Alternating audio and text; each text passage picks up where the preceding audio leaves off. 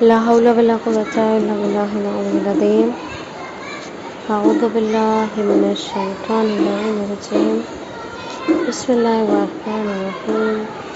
رب اشرح لي صدري ويسر لي أمري واحلل عقدة من لساني يفقهوا قولي. اللهم صل على محمد وآل محمد وأجل فرجهم. قرآن عزیزان، السلام علیکم ورحمۃ اللہ. امید ہے کہ آپ سب خیریت سے ہوں گے. آج ہے ماہ مبارک رمضان کی 18ویں تاریخ ہے اور آج کی شب قدر ہے، یعنی آج رات جو مخصوص اور مشترکہ اعمال وغیرہ ہیں.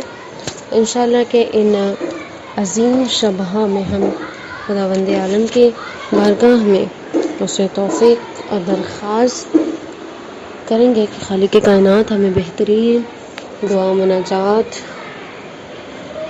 کرنے کی توفیق عطا فرمائے اور جو حق ہے اس حق کو ہم ادا کر سکیں.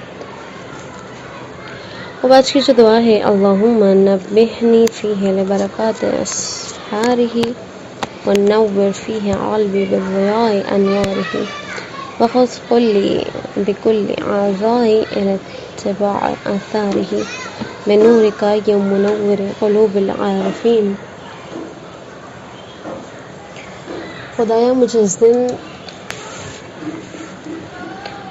دن میں اس ماہ کے سحروں کی برکتوں کے لیے بیدار رکھ اور اس میں میرے دل کو اس کے انوار سے منور کر دے اور میرے اعضاء و جوارح کو اس ماہ کے احکام پر عمل کرنے کی طرف لگا دے. تجھے تیری نورانیت کا واسطہ اے عارفین کے دلوں کو روشن کرنے والے. یہاں پہ جو ہے مطالب ہیں جو ذکر ہوئے ہیں اس دعا میں، ان 3 چیزوں کا ذکر ہے کہ جو ماہ مبارک رمضان سے متعلق ہے. یعنی پہلی، ماہ رمضان کی سحروں کی برکتوں کا ادراک کرنا، یعنی انہیں درک کرنا. پھر روشنی قلب اور اس ماہ مبارک کے احکام و آثار کی پیروی کے لیے اعضاء و جوارح کی آمادگی.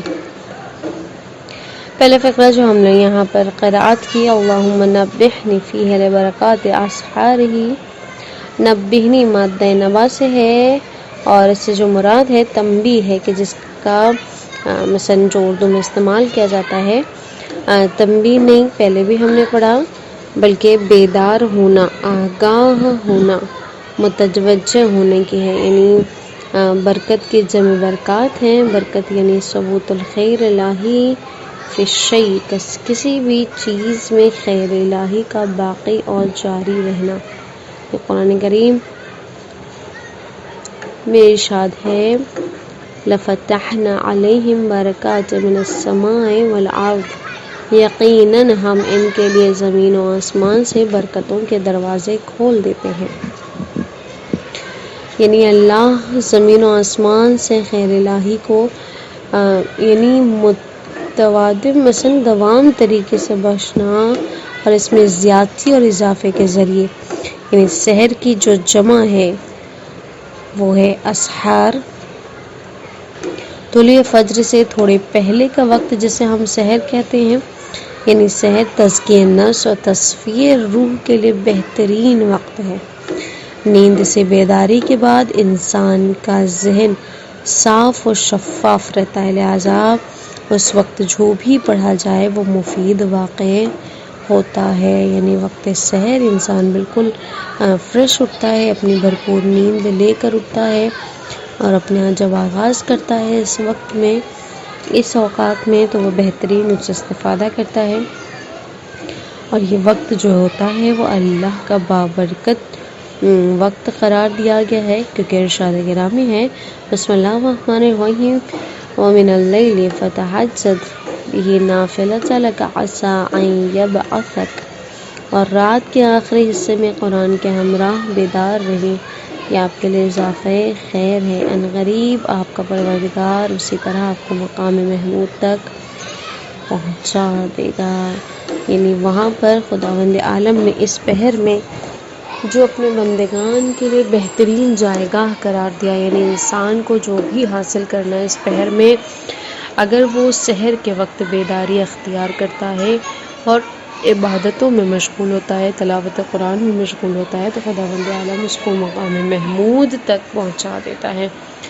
اب جو آیت یہاں پر ذکر ہوئی ہے، یعنی قرآن کریم کے ساتھ بیداری سے مراد یہاں پہ کیا ہے؟ نافلہ و تہجد بھی کہتے ہیں، یعنی جو نماز شب ہم پڑھتے ہیں اسے بھی کہا جاتا ہے، کیونکہ نافلہ و تہجد دونوں کا ذکر اس آیہ مبارک میں کیا ہے؟ موجود ہیں، کہ جس کے معنی بیداری کے بعد واجبات سے ہٹ کر اضافی عبادتیں کرنا، اور یہ پیغمبر کے لیے ایک اضافی واجب عبادت ہے، یعنی پیغمبر کے لیے نماز شب جو ہے ایک واجب امور تھا، لیکن ہمارے لیے مستحب ہے، لیکن تاکیدی ہے۔ خوب، اس کے لیے ایک مستقل، یعنی یہ کوئی گفتگو کی جگہ نہیں ہے کہ کیوں پیغمبر پر جو ہے وہ جو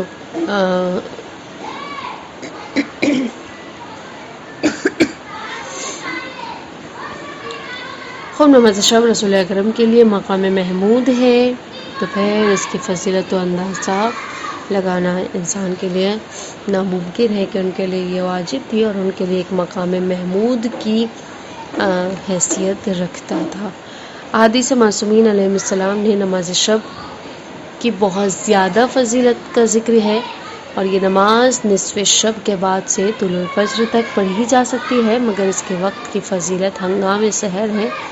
امام صادق علیہ السلام ارشاد فرماتے ہیں: ثلاثۃ فخر المؤمن وزینتہ فی الدنیا والآخرہ، الصلاۃ فی آخر اللیل ویأسہ مما فی ایدی الناس ولیأۃ الامام من آل محمد۔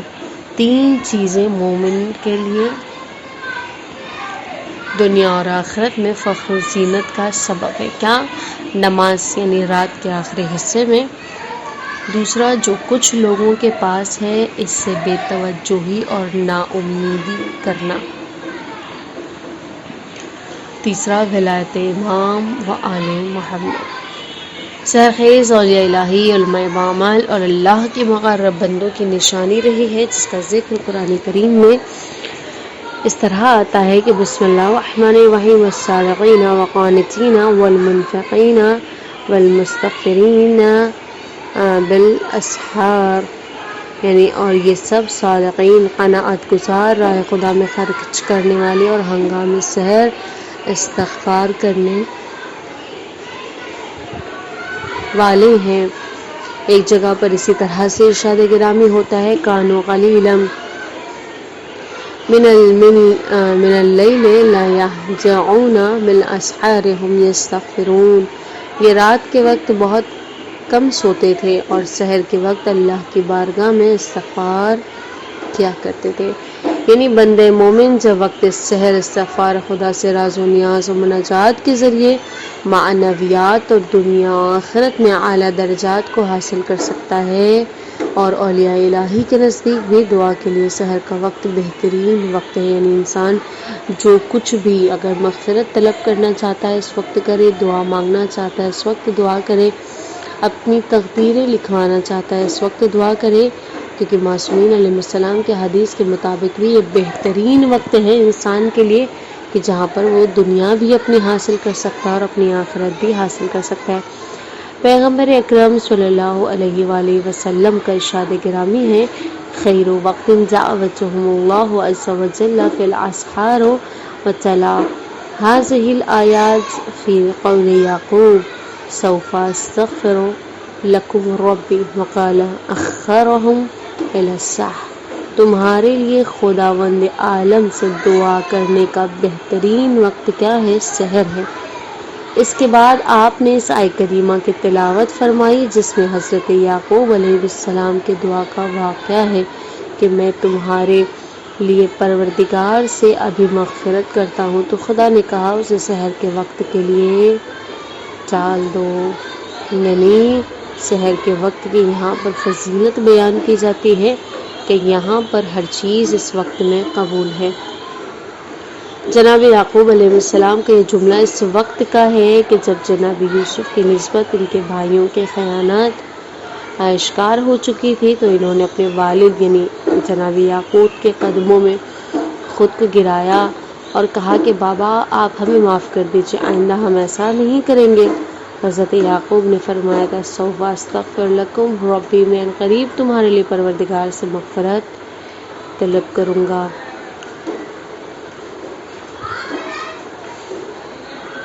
تفسیر میں اس آیہ کریمہ کے جو ذیل میں آیا ہے کہ اللہ نے استغفار کا وقت شب جمعہ کی سحر کو قرار دیا ہے، اور حضرت یعقوب کا اپنے اولاد کے ہمراہ یہ جو وظیفہ بن چکا تھا کہ آپ ہر شب جمعہ کی سحر میں 20 سال تک اپنے بچوں کی خیانت پر استغفار کرتے رہے، اور آپ کے بچے آمین کہتے رہے، یہاں تک کہ خدا نے ان کی توبہ قبول فرمائی۔ یعنی وہ ہر شب جمعہ 20 سال تک اپنے بیٹوں کی خیانت کا استغفار ان کے ساتھ ساتھ کرتے تھے، اور ان کے بیٹے کیا ہے استغفار کے بعد تو آمین کہا کرتے تھے۔ لہٰذا ہمیں وقت سحر کی فضیلت اور اس کی نورانیت اور اس کے برکات کی جانب متوجہ ہونے کی کیا ہے بہت زیادہ ضرورت ہے، تاکہ استغفار اور خدا یہ جو وقت ہے اس میں استغفار کے ذریعے ہم اپنی عاقبت کو سنوار سکیں، حتیٰ رزق دنیا بھی سحر خیزوں کو نصیب ہوتی ہے، یعنی دنیا کی بھی جو رزق ہے اور جو برکات ہے وہ بھی سحر خیزی میں ہی پنہان ہے۔ امام علی علیہ السلام ارشاد فرماتے ہیں کہ اللہ کے حکم پر لبیک کہو اور طلوع فجر اور طلوع آفتاب کے درمیان رزق مانگو۔ اس وقت زمین میں تلاش اور کوشش سے بہت پہلے ہی رزق عطا ہو جاتا ہے، اور یہ وہی وقت ہے جس میں اللہ سبحانہ اپنے بندوں کے درمیان رزق تقسیم کرتا ہے۔ امام صادق علیہ السلام فرماتے ہیں فَعَلَيْكُمْ بِدُعَاءِ السَّحَرِ تُقَسَّمُ فِيهَا الْأَرْزَاقُ تُقْضَى فِيهَا الْحَوَائِجُ الْعَظَامِ، بس تم سحر کے وقت دعا کرو، کیونکہ رزق اسی وقت تقسیم ہوتا ہے اور اسی وقت عظیم حاجتیں پوری ہوتی ہیں۔ یعنی یہ ساری جتنی آیتیں اور احادیث سحر کے وقت کے لیے اور اس کی برکتوں کی یعنی کسی حد تک میں جو ہے وہ روشن ہو گیا، واضح ہو چکی ہیں کہ یہ وقت اتنا زیادہ بابرکت ہے کہ اس میں انسان اپنی دنیا اور آخرت کی ہر خواہشات کو کیا ہے اس میں طلب کر سکتا ہے۔ اور ماہ مبارک رمضان خود جو ہے اپنی جگہ پر ایک بابرکت مہینہ ہے، اور اس ماہ کی سحروں کی برکتیں نور علی نور کی حیثیت رکھتی ہیں، لہٰذا ہمیں ان برکتوں کی طرف متوجہ رہنا چاہیے۔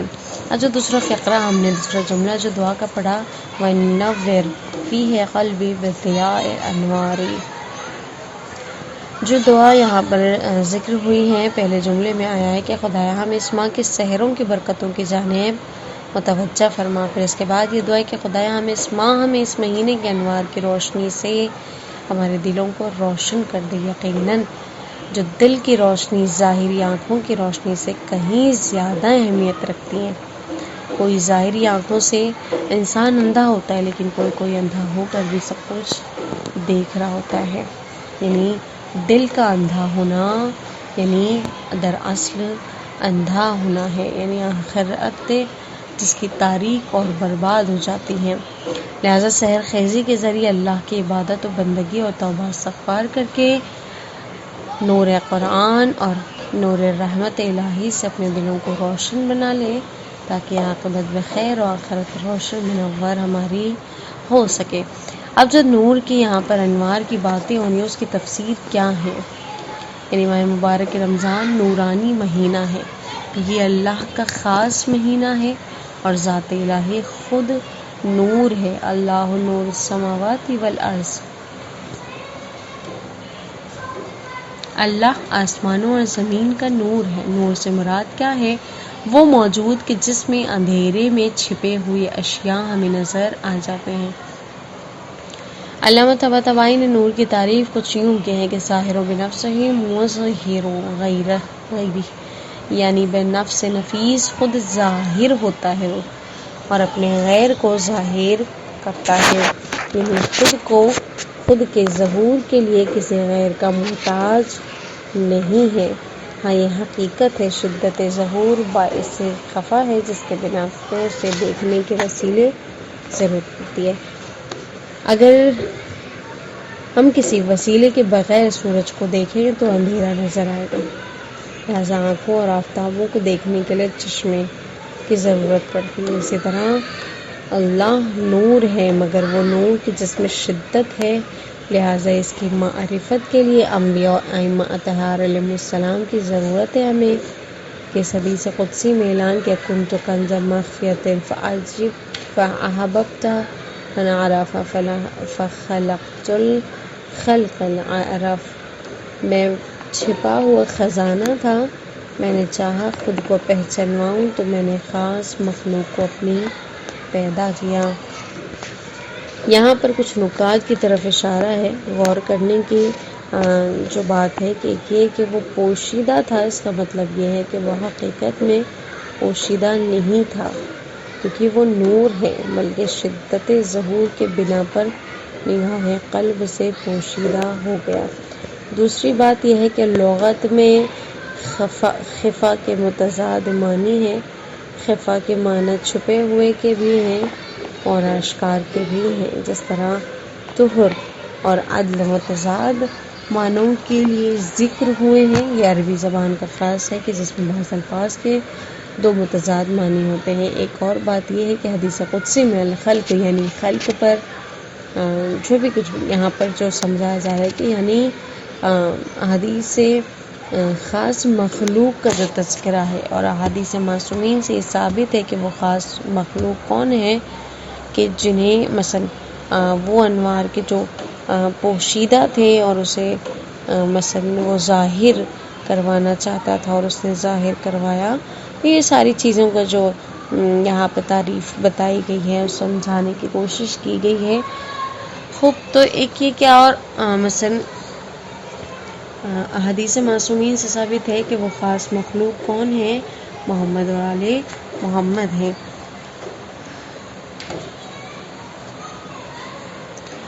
اگر نور حسی ہو، یعنی جسے حس کیا جا سکے، جسے محسوس کیا جا سکے، یعنی ہم ظاہری آنکھوں سے محسوس کر سکتے ہیں، اگر نور حسی و مادی نہ ہو بلکہ ماوراء یہ مادہ، بس اس محسوس کرنے کے لیے، دیکھنے کے لیے اسے آنکھوں کی نہیں بلکہ دل کی آنکھوں کی ضرورت ہوتی ہے، یعنی وہ چیز کہ مثلا اگر ہم ایک ٹیوب لائٹ اپنے گھر میں جلاتے ہیں تو اپنی آنکھوں سے دیکھتے ہیں اس روشنی کو، ٹھیک ہے نا، محسوس کرتے ہیں، لیکن ایک ایسی نورانیت جو ہمیں مثلا نماز پڑھ کر جو انسان کو نورانیت ملتی ہے وہ ہم دل کی آنکھوں سے دیکھتے ہیں، بلکہ ہمیں آنکھوں سے، اپنی ظاہری آنکھوں سے نظر نہیں آتا، بلکہ دل کی آنکھوں سے ہمیں وہ چیز نظر آتی ہے جسے ہم محسوس کر سکتے ہیں۔ غرض یہ کہ خدا نور ہے، اس کا کلام نور ہے،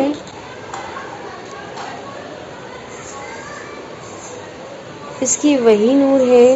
مولا ہے اس لیے مولا نے فرمایا ہے کہ ارا نور الوحی، میں نور وحی کو دیکھتا ہوں۔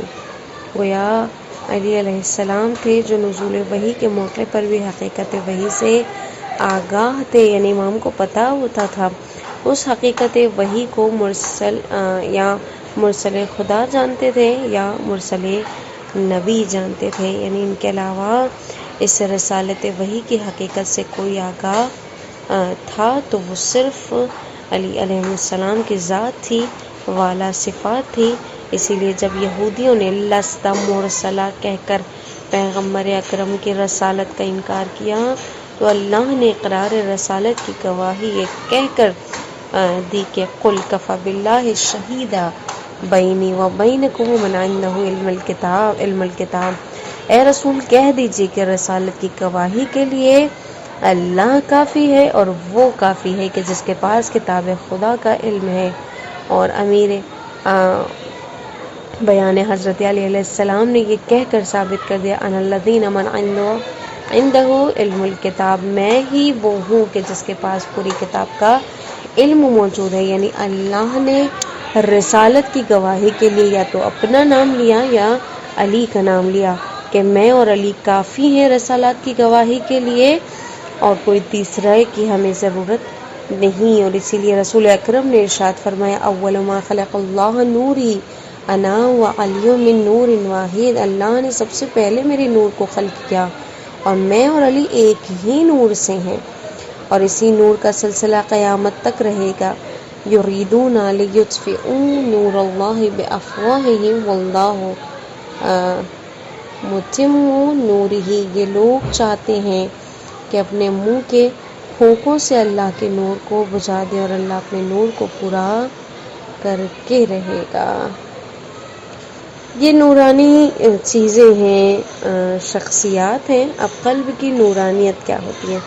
آیت و روایت میں قلب سے مراد گوشت کا وہ حصہ نہیں ہے کہ جو انسان کے پہلو میں دھڑکتا ہے، مثلا جسے ہم سمجھتے ہیں کہ وہ قلب ہے، بلکہ کیا ہے؟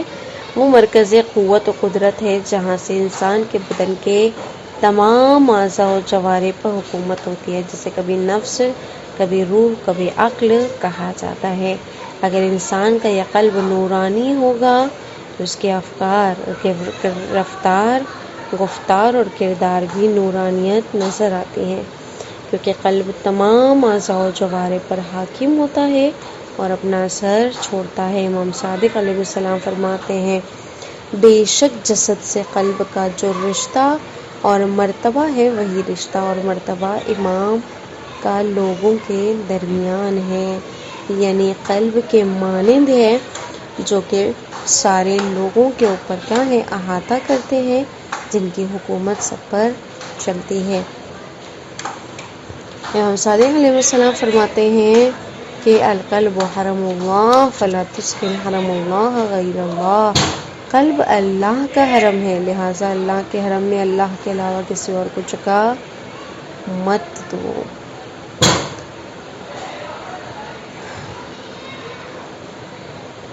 یعنی انسان کی جو دھڑکے، دل دھڑکے تو صرف خدا کے لیے دھڑکے، یعنی محبت ہو تو صرف اللہ کے لیے محبت ہو، اللہ کے چاہنے والے جسے اللہ چاہتا ہے اس کی محبت ہو، جسے اللہ دوست رکھتا ہے اس کی محبت ہو، جسے اللہ دشمنی کرتا ہے اس کے قلب سے اسے دور کرنا، یعنی دل صرف خدا کا ہوتا ہے، اور دوستی اور دشمنی بھی صرف اللہ کے لیے ہونی چاہیے۔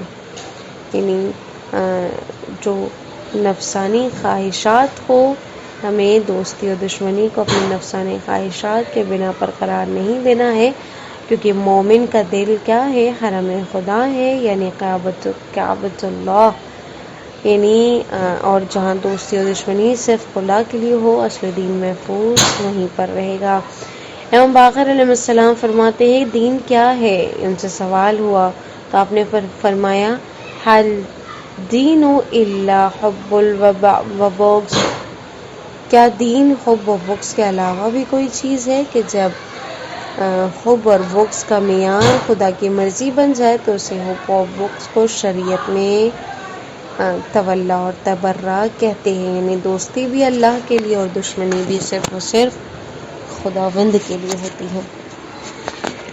قلب کے مختلف حالتیں ہوتی ہیں قرآن و حدیث کی روشنی میں۔ یہاں پر سب سے پہلے قلب سلیم، قلب مطمئن، نورانی قلب، تو یہ ساری جو ہیں وہ مراحل ہیں، مختلف حالتیں ہیں قلب کے۔ قلب سلیم کیا ہوتا ہے؟ ارشاد رب العزت ہے کہ مجھے اس دن رسوا نہ کرنا جب سب قبروں سے اٹھائے جائیں گے، جس دن مال اور اولاد کام نہ آئے گی مگر وہ جو قلب سلیم کے ساتھ اللہ کی بارگاہ میں حاضر ہو۔ یعنی قلب سلیم شیطانی وسوسوں اور نفسانی خواہشات کے حملوں سے محفوظ اور سالم رہے، وہی قلب سلیم کہلاتا ہے۔ حقیقت میں مال اور اس دنیا کی اولاد انسان کے لیے بہترین سرمایہ ہے۔ انسان کی زندگی میں ظاہری طور پر یہی کام آتے ہیں، یا تو مال یا تو اولاد، مگر قیامت کے دن کیا ہے؟ یہ سب چیزیں کیا ہو جائیں گی؟ بیکار ہو جائیں گی۔ اگر محشر کے دن انسان کو کوئی چیز کام آئے گا تو وہ قلب سلیم ہوگا۔ اور یہاں پر اس بات کا ذکر بھی ضروری ہے کہ اس آیت کریمہ میں مال و اولاد سے مراد نہیں ہے، مگر جو مال راہ خدا میں خرچ ہوا ہو یا اولاد صالح، یعنی کلی طور پہ بات نہیں کی گئی ہے، وہ مال کہ جو اللہ کی راہ میں ہوتا ہے وہ ہمیں کام آئے گا، بیہودے خرچ کی کام نہیں آنے والی وہ مال، اور وہ اولادیں کہ جو اولاد صالح ہوں جو اپنے والدین کے لیے دعائے خیر کرتی ہیں۔ روایت کی روشنی میں ثابت ہے کہ یہ تو مرنے والے کے لیے فائدہ بخش ہے، اور یہ جو ہے وہ قیامت کے دن ایسے مال و دولت اور ایسی اولادیں کام آئیں گے۔ قلب مطمئن کیا ہے؟ یعنی ایسا سکون و اطمینان کہ جس کے ہوتے ہوئے خدا کے سوا کسی کا ڈر نہ ہو، نہ دشمن کا خوف ہو، نہ مصیبتوں کو خوف، نہ دنیا سے متعلق کسی بھی چیز کا ڈر، نہ ہی فقر و تنگ دستی کا۔ انسان کا دل اس قسم کے خوف و وحشت سے مطمئن رہتا ہے تو اسے قلب مطمئن کہتے ہیں۔ قلب و دل کا یہ سکون اطمینان صرف اللہ کے ذکر سے ہی آباد ہوتا ہے۔ الا بذکر اللہ تطمئن القلوب، یہ لوگ ہیں جو ایمان لائے اور ان کے دلوں کو یاد خدا سے اطمینان حاصل ہوتا ہے۔ یاد خدا کیا ہے؟ آگاہ ہو جاؤ کہ اطمینان یاد خدا سے ہی حاصل ہوتا ہے۔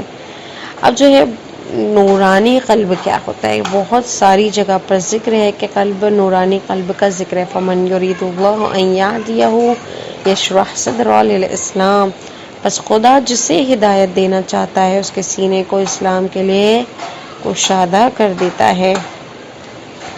یہ ساری چیزیں جو ہیں ہم پہلے بھی درس میں پڑھ چکے ہیں کہ سلامتی اور اطمینان جو ہے وہ کہاں سے آتی ہے۔ آیت کو شرح صدر کے بارے میں ہم نے پڑھا پہلے بھی، تو وہ ساری چیزیں احادیث گرام میں ان قلب کا بھی قلوب کا بھی ذکر ہے کہ جو صفات ممدوحہ سے خالی ہوتے ہیں۔ مریض قلب کا بھی ذکر ہے کہ جس طرح سے آیہ کریمہ فی قلوبہم مرض فزادہم اللہ مرضا، ان کے دلوں میں بیماری ہے، مریضی ہے، اور اللہ اس مریضی کو اور بڑھا دیتا ہے، یعنی جو کینہ بغض گناہوں سے ملوث ہوتی ہیں، یا یہ کہ ختم اللہ علی قلوبہم، یہ سخت قلب، قلوبہم قاسیہ، یہ سارے قلب کا بھی جو ہے وہ ذکر ہے۔ خود تیسرا فقرہ جو ہمارا اس دعا کا ہے، وَخُذْ بِكُلِّ اعضاءِ الی اتباع آثارہ، ماہ مبارک رمضان کے سحرگاہوں کی دعا، مناجات، توبہ، استغفار، عبادت، اطاعت الہی کے ذریعے دل روشن ہو جائیں تو اس کی بارگاہ میں یہی دعا ہے کہ خدایا اب دل کے بعد اعضاء و جوارح کی باری ہے، لہٰذا اس دل کی نورانیت کا اثر اعضاء و جوارح پر بھی ہو تاکہ یہ تیری اطاعت و عبادت کے لیے ہمیشہ آمادہ رہیں، تیری قدرت و کبریائی کے سامنے مطیع فرما بردار رہیں۔ ومن احسن دینا ممن اسلم وجہ اللہ وہو محسن، اور اس سے بہتر دین کس کا ہو سکتا ہے جس نے اپنے سر تسلیم کو خم کر دیا خدا کی طرف اور نیک کردار کا بھی۔ وَخُذْ اعضاءِ الی اتباع آثارہ، خدا میرے اعضاء کو قرار دے تو اپنے آثار کی پیروی اور اطاعت کی راہ پر۔ یہاں پر جو آثار سے مراد نشانی اور راستہ ہے، وَوَفَّقْنَا عَلَیْہِ آثَارِہِمْ عِیسیٰ ابن مریم، ہم نے انہیں گزشتہ انبیاء کے راہ و نقش و قدم پر عیسیٰ ابن مریم کو چلا دیا۔ اعضاء جو ہیں وہ عضو کی جمع ہے، یعنی آنکھ، کان، منہ، پیٹ وغیرہ، یہ ساری چیزیں کیا ہیں؟ انسان کے جسم کا ہر حصہ کیا ہے؟ وہ اعضاء ہے۔ اور قلب منور کا تابع و مطیع، ان لوگوں کا ہونا، یعنی ان چیزوں کا ہونا ضروری ہے۔ مطیع و فرمانبردار ہونا، یعنی جب انسان کا قلب جو ہے وہ سالم ہو جائے اور وہ مطیع و فرمانبردار ہو جائے تو سارے اعضاء پر بھی اس کے اثر آتے ہیں۔ خوب